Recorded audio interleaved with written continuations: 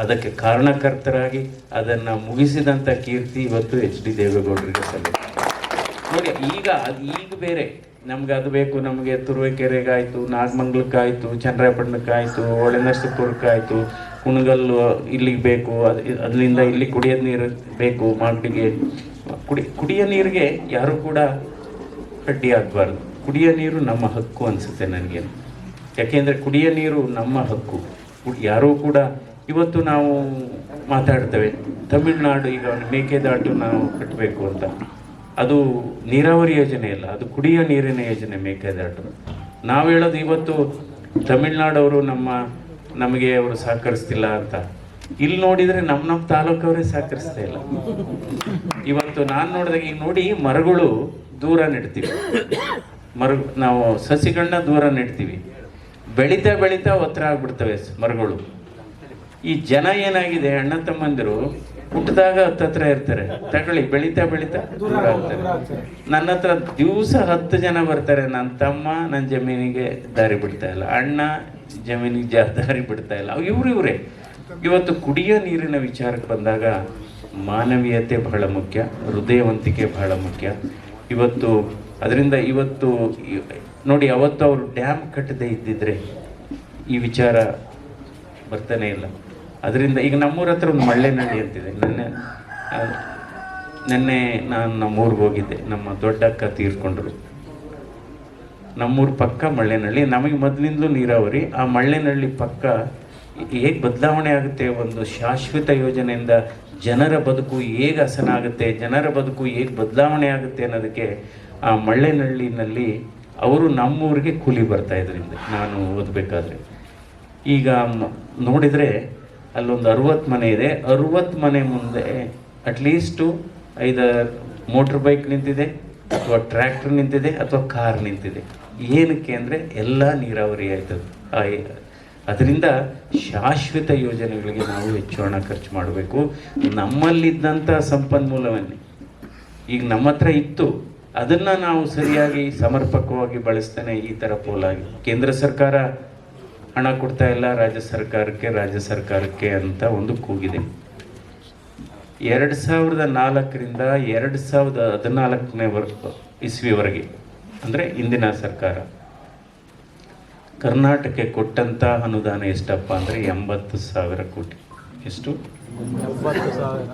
ನಂತರ ನರೇಂದ್ರ ಮೋದಿಯವರು ಬಂದ ಮೇಲೆ ಕರ್ನಾಟಕಕ್ಕೆ ಕೊಟ್ಟಂಥದ್ದು 5 ಲಕ್ಷ ಕೋಟಿ. 5 ಲಕ್ಷ ಕೋಟಿ. ಅದಕ್ಕೆ ಹೇಳ್ತಾ ಇದ್ದೆ, ಅದೇನಾಗುತ್ತೆ ಅಂದರೆ ಈ ಸುಳ್ಳಿಗೆ ವೇಗ ಇರುತ್ತೆ, ಸತ್ಯಕ್ಕೆ ಶಕ್ತಿ ಇರುತ್ತೆ.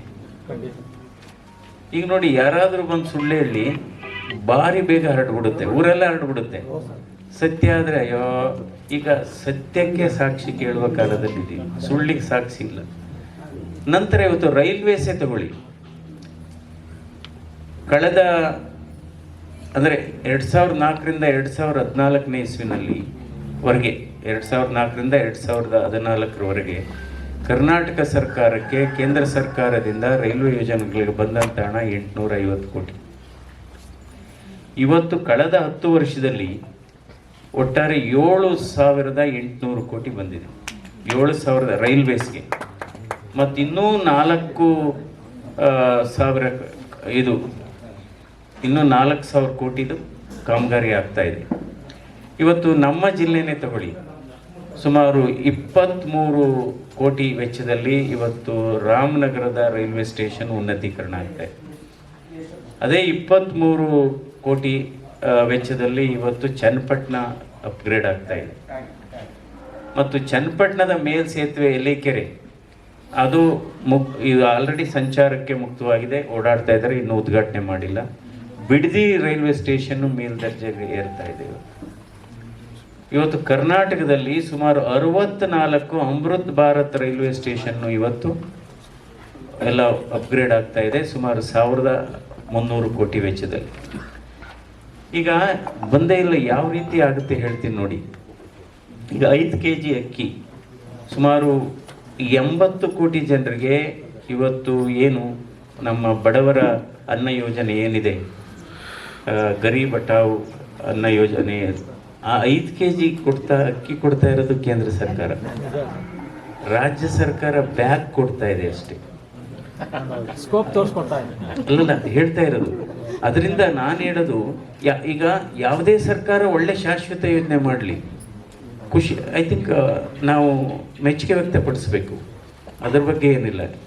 ಆದರೆ ಈ ಹಣನೂ ಅಷ್ಟೇ, ಈಗ ಈ ರೀತಿ 1,20,000 ಕೋಟಿನಲ್ಲಿ ನೀವು ಅರ್ಧನಾರು ಉಳಿಸಿದ್ರೆ ಎಷ್ಟು ಯೋಜನೆ, ನೀವು ಅಪ್ಪರ್ ಕೃಷ್ಣ ಯೋಜನೆಗೆ ದುಡ್ಡು ಕೊಡ್ಬೋದಾಯಿತು, ಅಪ್ಪರ್ ಭದ್ರ ಯೋಜನೆಗೆ ದುಡ್ಡು ಕೊಡ್ಬೋದಾಗಿತ್ತು, ಅಂದರೆ ಅಥವಾ ಇನ್ಫ್ರಾಸ್ಟ್ರಕ್ಚರ್ಗೂ ಕೊಡ್ಬೋದಾಗಿತ್ತು. ಆವಾಗ ಮ್ಯಾಚಿಂಗ್ ಗ್ರ್ಯಾಂಟ್ ಅಂತ ಹೇಳ್ತೀವಿ ನಾವು. ಈಗ ಕೆಲವು ಕೇಂದ್ರ ಸರ್ಕಾರದ ಯೋಜನೆಗೆ ರಾಜ್ಯ ಸರ್ಕಾರ ಸ್ವಲ್ಪ ಕೊಡಬೇಕು, ಕೇಂದ್ರ ಸರ್ಕಾರ ಕೊಡ್ತೀವಿ ಮ್ಯಾಚಿಂಗ್ ಅಂತ. ನಂತರ ಇವತ್ತು ಹೈವೇಗಳೇ ತಗೊಳ್ಳಿ, ಇವತ್ತು ಕಳೆದ 10 ವರ್ಷದಲ್ಲಿ ಎಷ್ಟು 70,000 ಕಿಲೋಮೀಟರ್ ಇದ್ದಂಥ ನಮ್ಮ ರಾಷ್ಟ್ರೀಯ ಹೆದ್ದಾರಿ ಇವತ್ತು 1,40,000 ಕಿಲೋಮೀಟರ್ ಆಗಿದೆ. ಎಲ್ಲ ಈಗ ನೋಡಿ, ಈಗ ಎಷ್ಟು ಎಲ್ಲ ಈ ಕಡೆ. ಇವಾಗಲೂ ಅಷ್ಟೇ, ಇವತ್ತು ನಮ್ಮ ಬಿಡದಿಯಿಂದ